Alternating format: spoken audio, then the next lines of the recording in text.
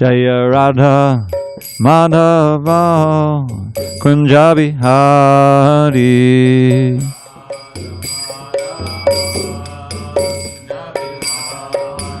Jaya Radha Madhava Kunja Bihari.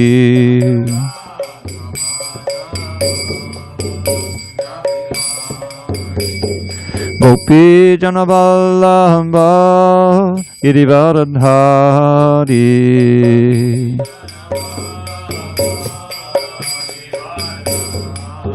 Jai Gopi Janavallabha Girivardhari.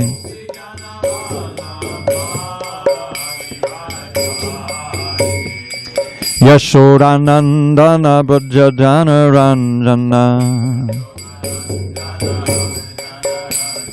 Yashodanandana Bhajana Ranjana. Yamunatira Vanachari. Yamunatira Vanachari.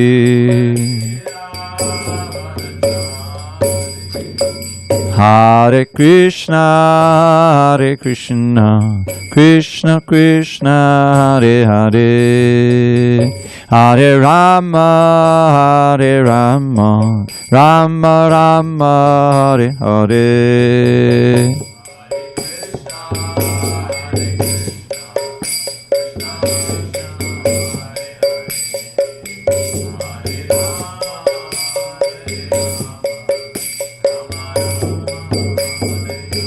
Hare Krishna, Krishna Krishna, Hare Hare, Hare Rama, Rama Rama, Hare Hare.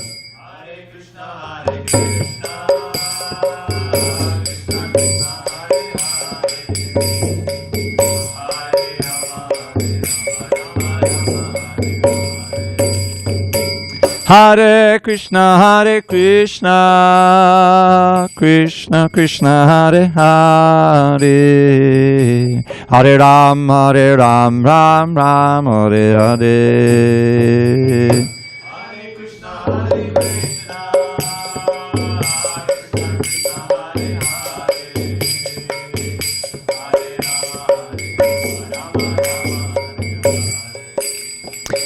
Jaya Radha Madhava Kunja Bihari.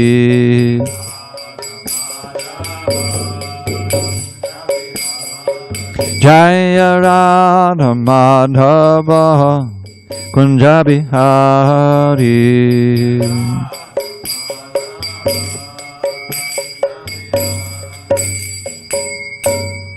Jai Mr. Pad Paramahansa Parudakacharya Ashtotter to the Sri Srimad Divine Grace Srila A.C. Bhaktivedanta Swami Prabhupada ki Jai.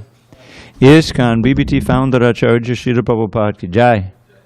Jai Om Vishnupad Paramahansa Parudakacharya Ashtotter to the Sri Srimad Divine Grace Srila Bhakti Siddhanta Saraswati Thakur ki Jai. Ananta Koti Vaishnavanda ki Jai. Namacharya Srila Haridas Thakur ki Jai. Srimad Bhagavad Gita ki Jai. Samaveta Bhaktivinoda ki Jai. All glories to the assembled devotees. All glories to the assembled devotees. All glories to the assembled devotees. All glory to Sri Guru and Gauranga.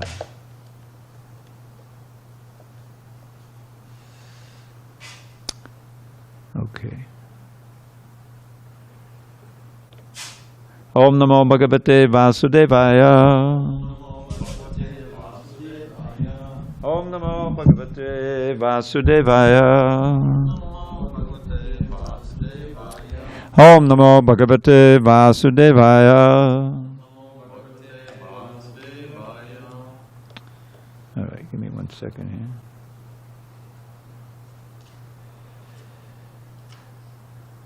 Okay.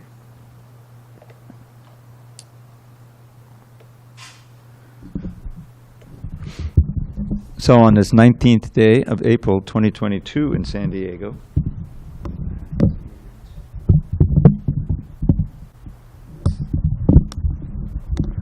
Let's start again. Could you give me a little more volume? Just tiny bit. This can go. Take it up. I can go like this. Okay. I'm going to start over.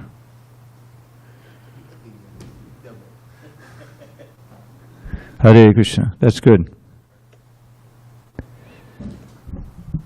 On this 19th day of April 2022 in San Diego, we're reading from Srimad Bhagavad Gita as it is, translation and commentary by His Divine Grace, A.C. Bhaktivedanta Swami Prabhupada. We are in Chapter 3 entitled Karma Yoga. Text 23 on page 160. Yadi Yaham Navarteyam Jatu Karmani Atanditaha Mama Vartmanavartante Manushya Partha Sarvashaha Yadi Yaham Navarteyam Jatu Karman Yatandvitaha Mama Vartmanavartante Manushyak Partha Sarvashaha Yadi Aham Navarteyam Jatu Karman Yatandvitaha Mama Vartmanavartante Manushyak Partha Sarvashaha Yadi Aham Navarteyam Jatu Karman Yatandvitaha Mama Vartmanavartante Manushyak Partha Sarvashaha Yadi Aham Navarteyam Jatu Karman Yatandvitaha Vartmanavartante Manushyak Partha Sarvashaha. Go ahead, Saul. Yadi Aham Navarteyam Jatu Karman Yatandvitaha Mama Vartmanavartante Manushyak Partha Sarvashaha. No? Anyone in Zoom land? It's okay. Yadi Yaham Navarteyam Yadi Aham Navarteyam Jatu Karman Yatandritaha Jatu Karman Yatandvitaha Mama Vartmanavartante Mama Vartmanavartante Manushyak Partha Sarvashaha. Manushyak Partha Sarvashaha. I think there's one more person who wants to chant. Okay. Yadi Aham Navarteyam Yadi Aham Navarteyam Jatu Karman Atandrita Jatu Karman Yatandvitaha Mama Vartmanavartante Mama Vartmanavartante Manushya Partha Sarvashaha. Manushya Partha Sarvashaha. Yadi, if he, certainly, aham, I, na, do not, varteyam, thus engage, jatu, ever, karmani, in the performance of prescribed duties, atandvitaha, with great care, mama, my, vartma, path, anuvartante, would follow, manushyaha, all men, partha, o son of Pita, sarvashaha, in all respects. Translation. For if I ever fail to engage in carefully performing prescribed duties, O Partha, certainly all men would follow my path. Purport. In order to keep the balance of social tranquility for progress in spiritual life, there are traditional family usages meant for every civilized man. Although such rules and regulations are for the conditioned souls and not Lord Krishna, because he descended to establish the principles of religion, he followed the prescribed rules. Otherwise, common men would follow in his footsteps, because he is the greatest authority. From the Srimad Bhagavatam, it is understood that Lord Krishna was performing all the religious duties at home and out of home, as required of a householder. Om Jnanatimirandasya Jnanandana Shalakaya Chakshurun Milatam Yena Tasmai Shri Gurave Namaha. I was born in the darkest of ignorance, but my spiritual master Srila Prabhupada opened my eyes with the torchlight of knowledge. I offer my humble obeisances unto him and all members of Sri Parampara, the disciplic succession. So, Krishna says for, meaning therefore, so we have to read the previous verse. O son of Prita, there is no work prescribed for me within all the three planetary systems, nor am I in want of anything, nor have I a need to obtain anything, and yet I am engaged in prescribed duties. For, if I fail to engage in carefully performing prescribed duties, O Partha, certainly all men would follow my path. So, this is following through in this important verse 21, whatever action a great man performs, common men follow, and whatever standards he sets by exemplary acts, all the world pursues. Now, we're familiar with Krishna Leela. Did he follow all of the rules and regulations in Vrindavan? No. What about the Rasa dance? He's famous for breaking the rules, right? And that's one of the reasons why he's so beloved, because for the higher purpose of reciprocating the loving sentiments of his chief devotees, the gopis, he broke all the rules. He seduced them. He pulled them out into the forest with his flute, and he danced with them and all these different things. But here we see that he's making the case that, I follow all the rules because otherwise people would follow in my footsteps. And indeed, this is one of the stumbling blocks that people have to accept Krishna when they find out his activities and they really don't know what's going on. And they say, you wish... I once had this experience. I was waiting to pick up... I used to fly a lot before COVID. Not a lot, but every couple of months. And I'm waiting to pick up my suitcase on the carousel, as you do. And I'm wearing devotee clothes. It's because, how can you worship a God who, seduces other men's wives, What are you going to say to a person like that, in a situation like that? I just laughed and chanted Hare Krishna, got away from it. But this is a common mistake people have. Because here, Krishna is expressing what you would expect. And indeed, in Dwarka, he was very dutiful, in his, not only in his social dealings in his sabha, that he would go into the council with Ugrasen as the king. He gave deference to Ugrasen, the king. Everyone knew that he was really in charge. And he would give counsel and deal with the state matters. And in his household affairs, he was very careful. He had a daughter by each queen.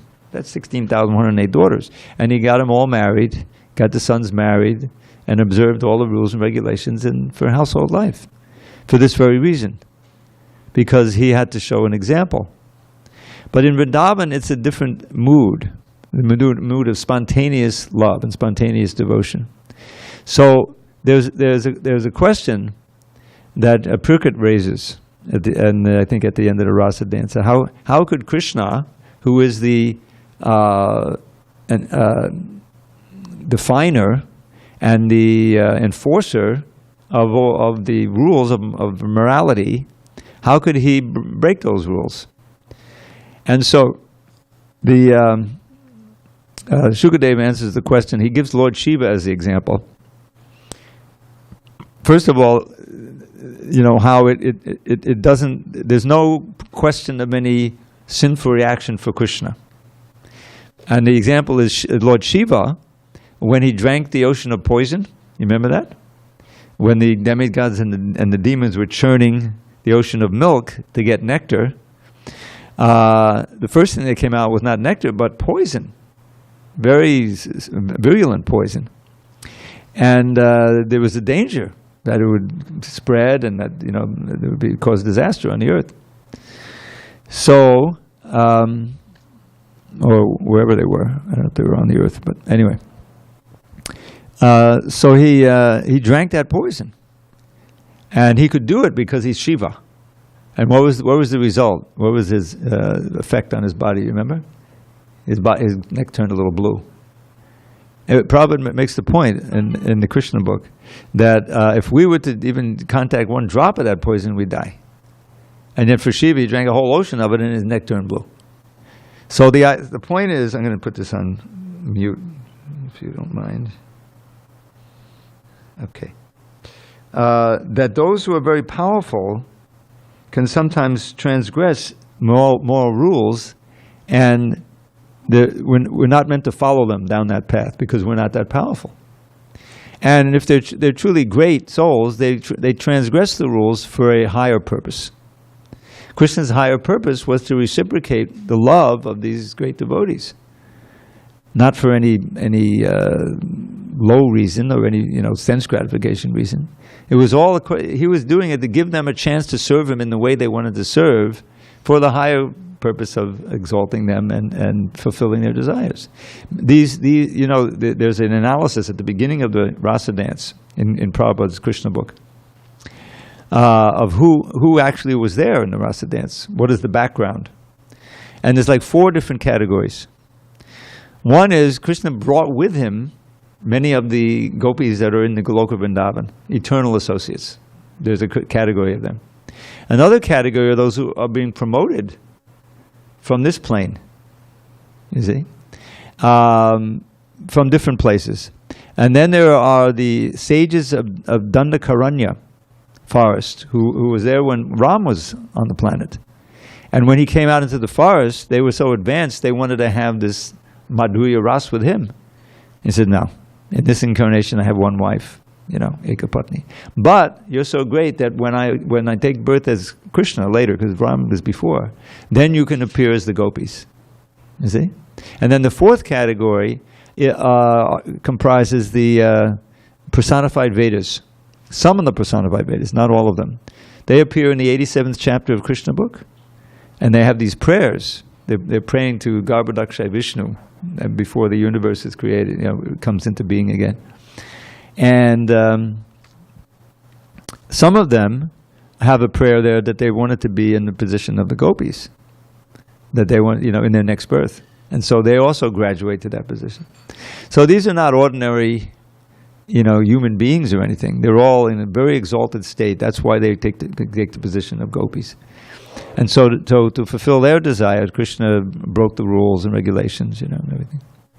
So you have to see the context. So the Shukadeva Goswami says, for great souls who are powerful enough to transgress and still maintain their virtuous standing, because they're doing it for a higher spiritual reason, then we follow their instructions when we follow their activities when they comport with their instructions. In other words, Prabhupada showed us at the beginning, about the importance of Guru Puja and Mangalartik and all these different things. He showed by example. But he wasn't doing that the whole time. He was attending his Guru Puja when he was in a temple, but Guru Puja was going on when he wasn't there in all the temples, you understand, like it is here. So, but he himself didn't have to go to Mangalarti. He's busy translating his books. Every moment counts, in the early morning hours like that. So for a higher purpose, he wasn't following the order that he gave. So that's the idea, is that when the activities of great souls comport with their instructions that they're giving from the Shastra, then we follow in their footsteps. But then when they do something extraordinary, Prabhupada gives it, Krishna lifted Govardhana Hill. We can't do that. If we try to do that, we'll just make fools of ourselves. So, but when Krishna gets up early in the morning and meditates on Krishna, who else is going to meditate on? We also do that. But our process is, as coming down from Parampara, coming to Mangalarti, attending the thing, chanting our japa, we're also meditating on Krishna. So that's the lesson to be got from here. And Krishna is going to go on in this vein. The next verse talks about, if I didn't do it, I would cause destruction of society, and there would be Varna Sankara. We're on page 160. And who remembers what Varna Sankara is? No? This Arjuna said this in chapter 1. It's simply, if all these men are killed, right? Because there's going to be a lot of death and destruction on this battlefield, and Arjuna's going to be a big part of it. If I fight this war, I'll be the chief agent of all these men, at least on the other side, being killed. And so what will happen to their wives? They'll become unprotected, widows, and they'll become corrupted and polluted, and unwanted children will be born. Now, it's important to understand what this unwanted children is, because in the modern day, that means, oh, they couldn't have an abortion. They were unwanted. That's not what unwanted children are. Unwanted, Varna Sankara literally means children born of improper pairing like a Brahmin wife with a Vaishya or a Kshatriya husband. The children there are Varna Sankara. Then what Varna they belong to, it becomes confused. But in general, it means children who are not born with the proper samskaras, purificatory processes, so that you get intelligent, virtuous children growing up, rather than rascals and demons, It's still there in India. They try to follow that. Yeah.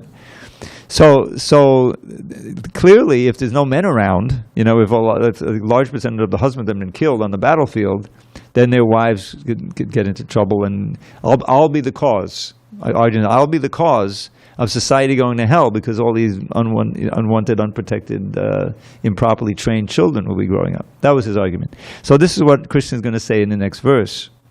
That if I didn't, act properly, people would imitate me, and I'd be the cause of Varna Sankara. So the point is that he's going to make is, do your duty.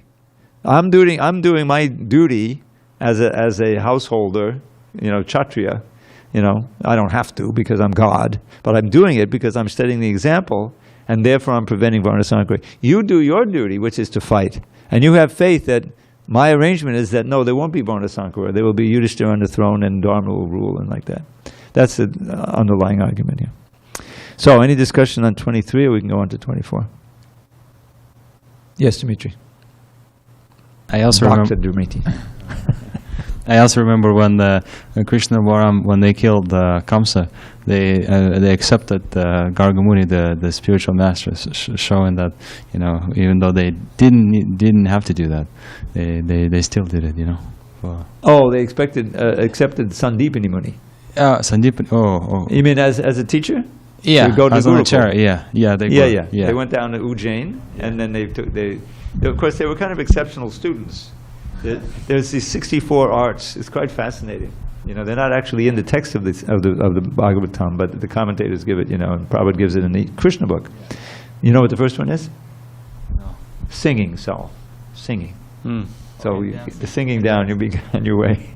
Singing, and then you got hairdressing, arranging jewels, mining. There's all kinds of this. It's 64. So they usually take a long time to learn. You can't learn them all. One day, every day they learned one new one. So he and Balaram. So they were kind of exceptional students. Not all of them are listed in Krishna book, right? I think 64 are. Really? The list, yeah. I can show you. I can check. Maybe you're right. But I know they're listed in the Brahma Samhita. Okay. Yeah, in the comments. Yeah. All right, so we go on? You have something. Okay, so. It just made me realize, we really can't grasp Krishna's activities. I was hearing a class today by Rajendranath Prabhu, and he said, it's like... They're inconceivable. Our tiny minds can't really, No, we cannot do it with our intelligence. It's beyond. Yeah. It doesn't compute. There are all kinds of things he does that just are. But the central theme is rasa, is for the sake of reciprocating with his dearest devotees. You can see that's the common denominator. Wherever he is. And one more thing about the turning of the milk ocean. I was reading that they turned it with the snake, the demigods, and what it was the Vasuki, was a famous snake, and so of course it was kind of a it was kind of a ragged thing. First of all right, we'll declare a truce because we both want the nectar, the demons and the demigods. So what are we going to use for a churning rod? Okay, Mount Mandara. That's a solid gold mountain. It's very heavy, So they're trying to carry it. They're falling, getting crushed, breaking their limbs, And then Krishna comes and picks it up. Puts it, I think, on the back of Garuda, And then they get healed automatically. There's somebody, I forget how they get healed. All right. So what are we going to use for a rope? All right, Vasuki. So immediately the demon said, well, the place of honor is at the head of Vasuki. So the demigod said, okay, you take the head. So then they needed a pivot, so Kurma appeared underneath, another incarnation. So everything's... So they start churning, and Rasuki is kind of like a dragon, he also like breathes fire, and all this smoke is coming out, and all the demons are getting blackened from the smoke. They're at the front, but that was the best place to be is at the back. So then they're churning, and different things came out. The goddess of fortune came, the poison first came out, then the goddess of fortune, the moon came out, although that's not mentioned in the Bhagavatam. And also Dhanvantari came out with the nectar, finally the jar of nectar. And there was, anyway, there's a whole pastime that goes on after that. It's fascinating. Mohini Murti, that's interesting, yeah. All right, we're going to 24. Krishna goes on with explaining why he is following the dharmas. Utsideyuri me loka nakuryam karmachedaham sankarasya chakartasyam upahanyam imaprajaha. If I did not perform prescribed duties, all these worlds would be put to ruination. I would be the cause of creating unwanted population, and I would thereby destroy the peace of all living beings. That's the Sankarasya, right? Yeah, Varna Sankara, same word basically. Purport.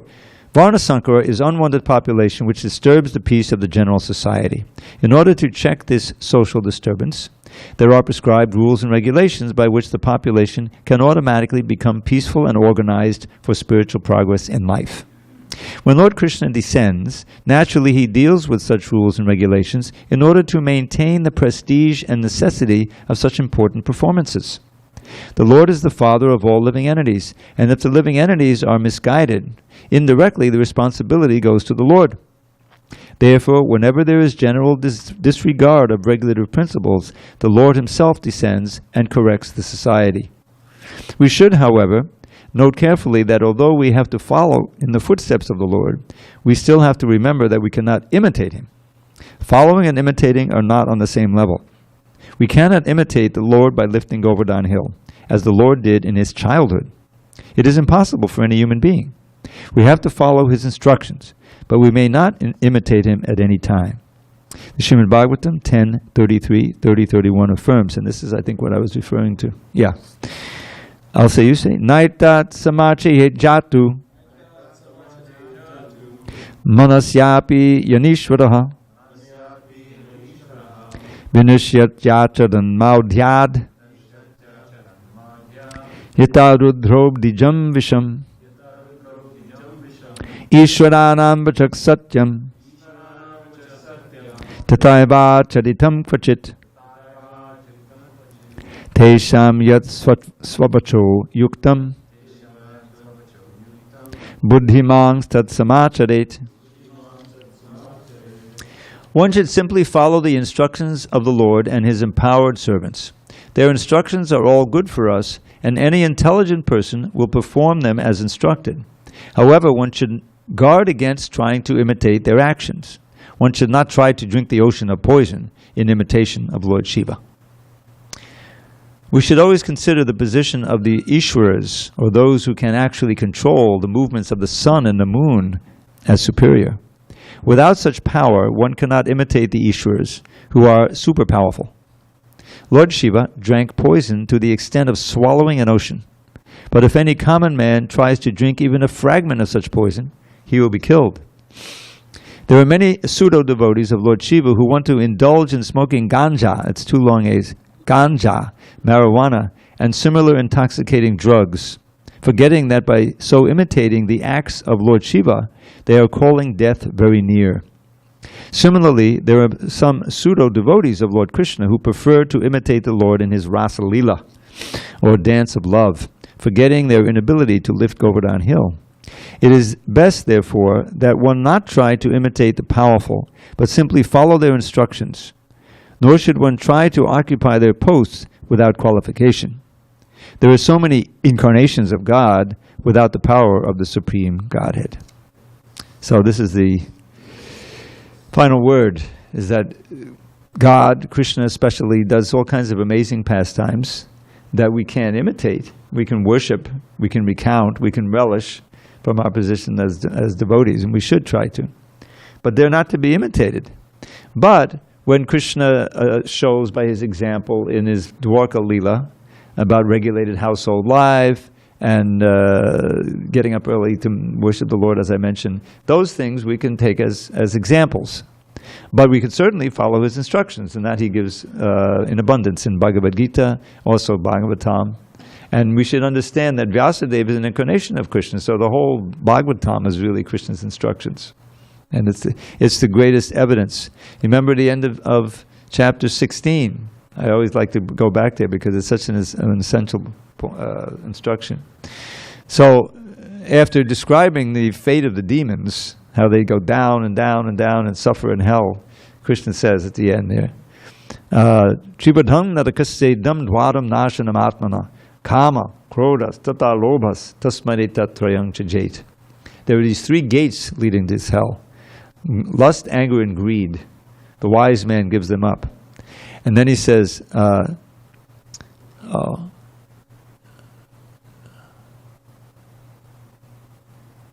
me go. Tribadam nadakasedam dvaram nashan makama kodatat loba tasmei tatvaram jide. Etaiva mukta konteya tomo dvarais tibinaraha. Acharat yatmanakshaya tato yati padam gatim. So this is the alternative. One who can give these up, who can conquer these three gates, lust, anger, and greed, he or she acts only for their best interests, spiritually. Shreyak, you see, and goes to the supreme abode. But then on the other hand, this verse is very often quoted. Yak Shastra Vidamutsraja. Now he introduces the idea of the Shastra, the book for instructing us what to do and what not to do.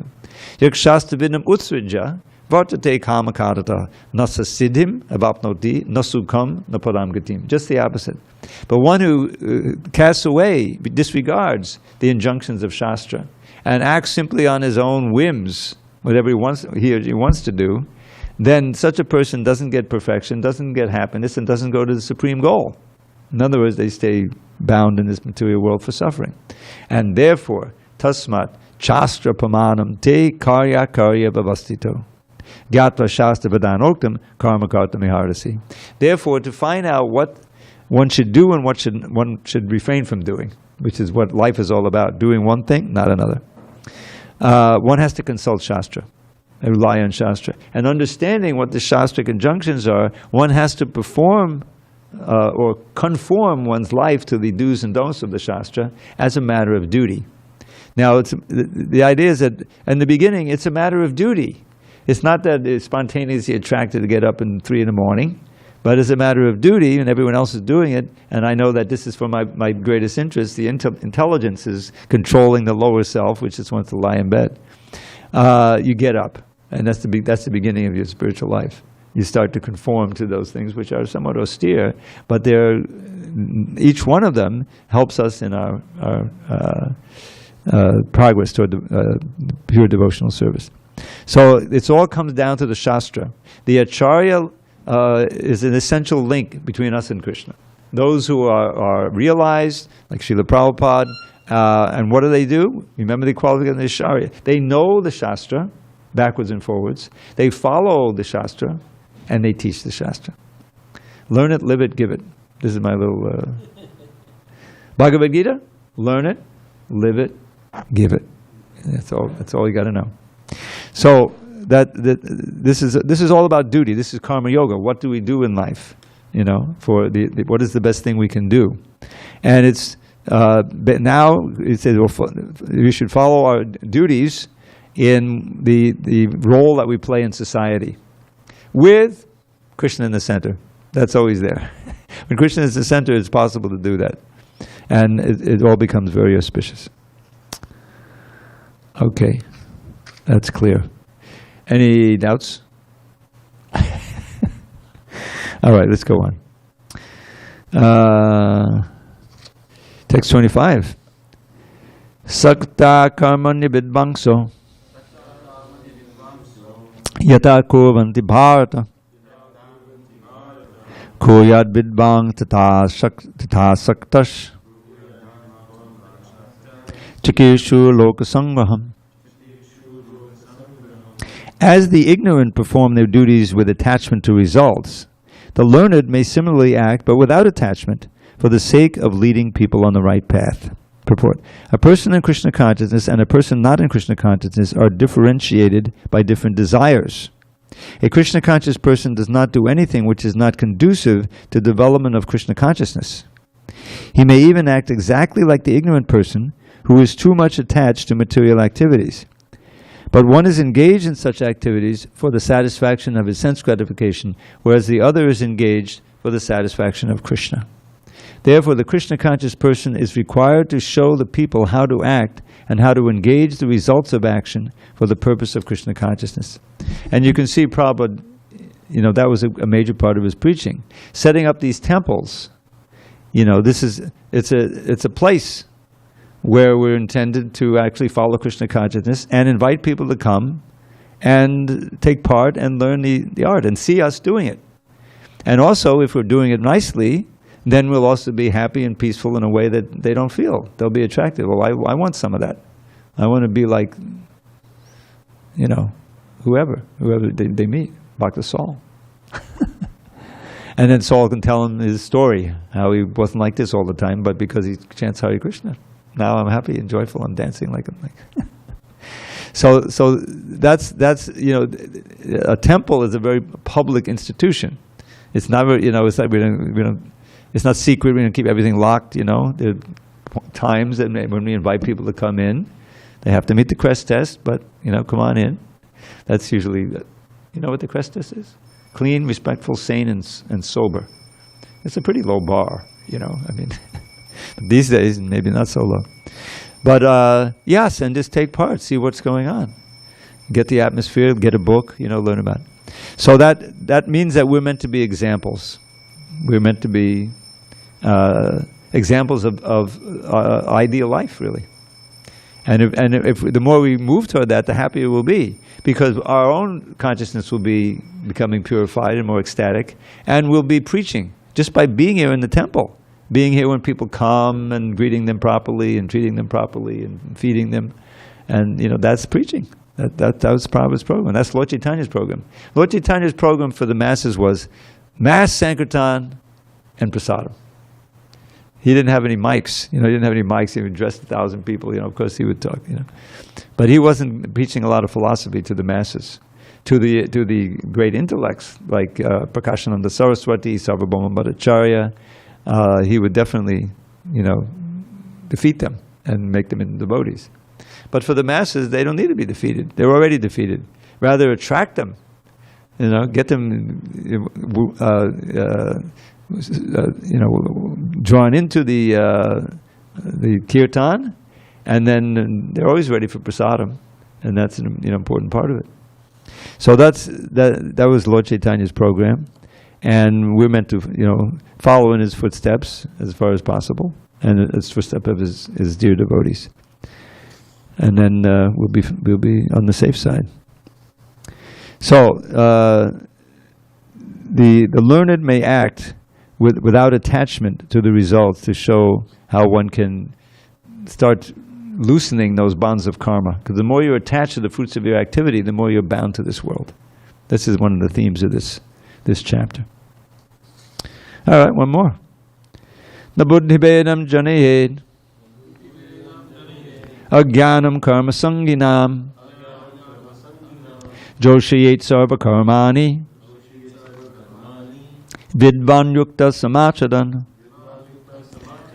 So as not to disrupt the minds of ignorant men attached to the fruit of results of prescribed duties, a learned person should not induce them to stop work. Rather, by working in the spirit of devotion, he should engage them in all sorts of activities for the gradual development of Krishna consciousness. Purport. Vedaischa sarvar ahameva Veja. That is the end of all Vedic rituals, which means, by all the Vedas I am to be known. It's text 15 of chapter 15. All rituals, all performances of sacrifices, and everything that is put into the Vedas, including all direction for material activities, are meant for understanding Krishna, who is the ultimate goal of life. But because the conditioned souls do not know anything beyond sense gratification, they study the Vedas to that end. But through fruitive activities and sense gratification regulated by the Vedic rituals, one is gradually elevated to Krishna consciousness. Therefore, a realized soul in Krishna consciousness should not disturb others in their activities or understanding, but he should act by showing how the results of all work can be dedicated to the service of Krishna. The learned Krishna conscious person may act in such a way that the ignorant person working for sense gratification may learn how to act and how to behave. Although the ignorant man is not to be disturbed in his activities, a slightly developed Krishna conscious person may directly be engaged in the service of the Lord without waiting for other Vedic formulas. For this fortunate man, there is no need to follow the Vedic rituals, because by direct Krishna consciousness, one can have all the results one would otherwise derive from following one's prescribed duties. Now, there's kind of an amendment to this, and that is when Sankirtan parties started going out on the street, they weren't always greeted with great love and affection. It caused a disturbance. And probably, yes, we have a duty to disturb them. They're in their trance of sense gratification. They're going toward hell, and so by disturbing them, we're helping them. Even if they just curse the Hare Krishna, dang Hare Krishnas again, what are they bothering us? They chanted the name, which is all auspicious, The real unfortunate ones who go by the party when their ears closed. You ever see? Occasionally you'll find someone like that. What can you do? You did that yourself? You've seen it.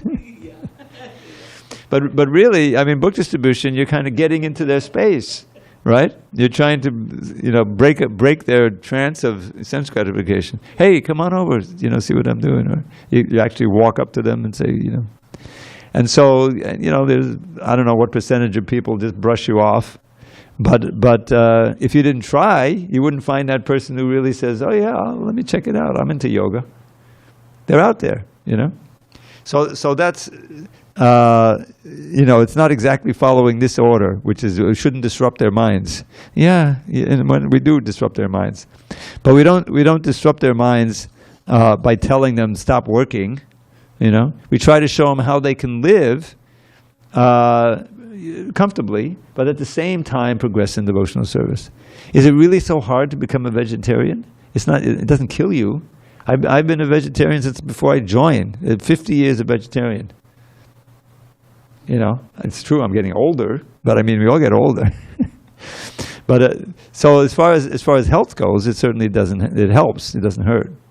And this vegetarianism is not ordinary. This is sacred food. It's going to help you spiritually. So in other words, a reasonable person will say, okay, sure, I'll try it, it's not going to hurt me, the idea is don't disturb them by preaching that you should stop work and just go to the Himalayas, or spend all day chanting Hare Krishna and do nothing else, because that'll confuse them and then nobody will be able to do it. But we try to show them how they can live in the world, but be Krishna conscious and stop committing sinful activities, even unknowingly, and making your future very dark.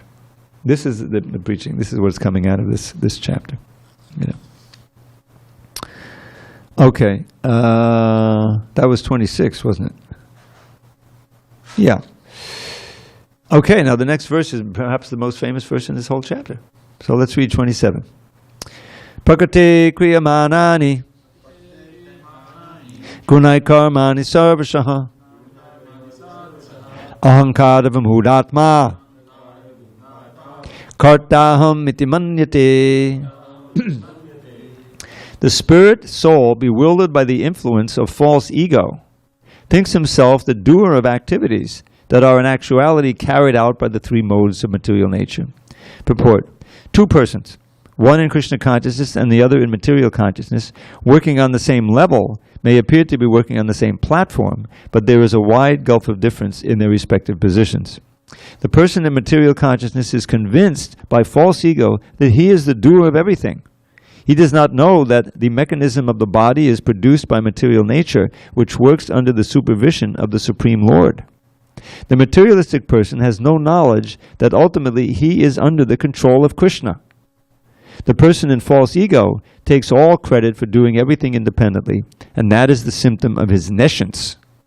He does not know that this gross and subtle body is the creation of material nature, under the order of the Supreme Personality of Godhead, and as such, his bodily and mental activities should be engaged in the service of Krishna in Krishna consciousness.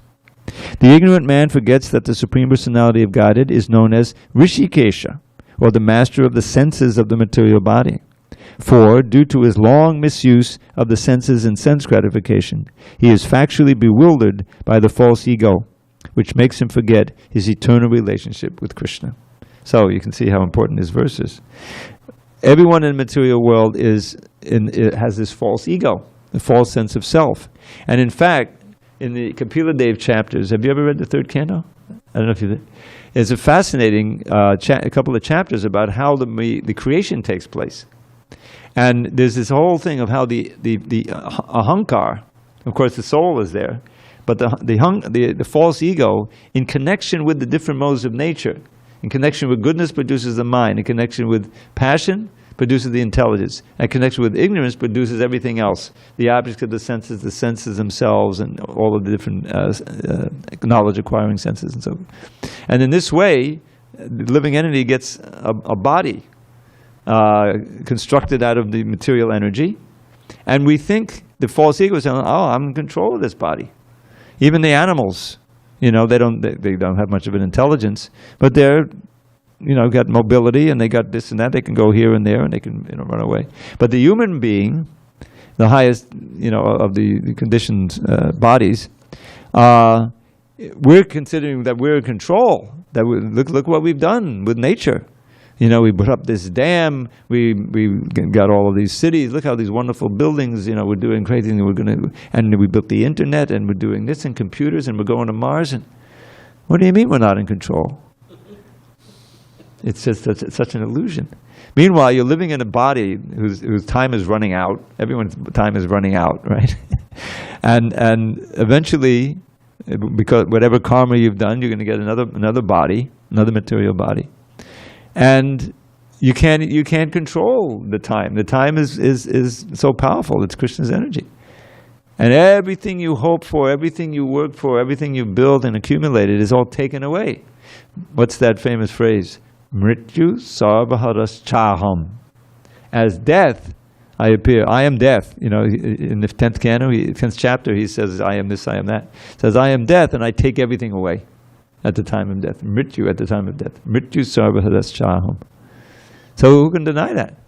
From the billionaires down to the pauper in the street who doesn't have 2 pennies. Whatever they got, it's gone. The very body is gone. So how are you in control? The false ego, ahankara. Ahankara literally means I'm the doer. Right? Ahankara. So that's the critical false conception that keeps us in this material world. Thinking we're independent, when actually at every breath we're independent. Hasn't it become clear that we're dependent on the breath? Right? Can everyone understand that? And it's not always a given. Not always a given. I saw our friend Madhusudan, the last week of his manifestation here. It was painful to watch. He couldn't breathe. He could hardly... And you can't do anything about it. The doctors couldn't do anything about it. So, understanding our dependence on Krishna and reconnecting with him and trying to reestablish our connection through service is the only sane thing to do. That's a real program of progress. To get less and less attached, and when we work and we do something, seeing the connection. Oh, this is connected to Krishna. This is helping me. Whether I'm chanting Hare Krishna, doing something practical, cleaning the floor, going out on books, it's all for Krishna. It's not for me. It's not going to. I'm not doing it. The motive isn't for me, and therefore there's no karma. Naishkarmya, akarma.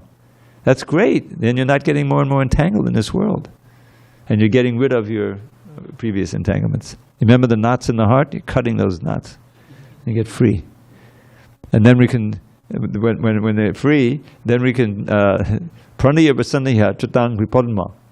For the great devotees, they've tied Krishna's lotus feet to their hearts with the ropes of love. And so Krishna never gives up their heart, you see. So that's, we have to have desires, but when the desires are purified, they become auspicious. So that's what's, this verse is so important. Material energy is doing everything under the instruction of Krishna. Maya jakshena pakati suyate satada, he says in the 9th chapter. And we're simply desiring, you know, we have a desire, I want to move my hand, but if it's not eligible to be moved, we're hopeless. We're helpless. It's paralyzed. We're not in control. Can't move it. Paralyzed. And at one point, the whole body's paralyzed, lying on the bed.